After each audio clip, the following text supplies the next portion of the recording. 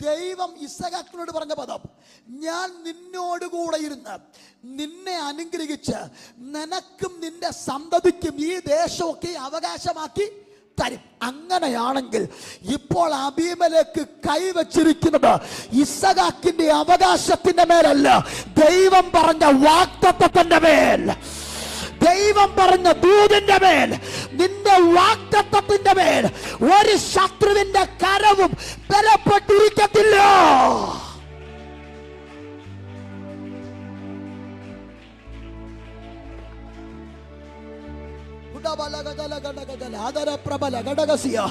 ന്യായമായി നിന്നിലേക്ക് വരേണ്ട നന്മയുടെ മേൽ ഏതൊക്കെ പൈശാചിക മണ്ഡലങ്ങൾ അധികാരം ചെലുത്തി കൈവച്ചാലും യേശുവിന്റെ നാമത്തിൽ ഇന്ന് ആ കയ്യിൽ നിന്ന് നിന്റെ കരത്തിലോട്ട് ആ വാഗ്ദത്തം കയറി വരികയാണ്.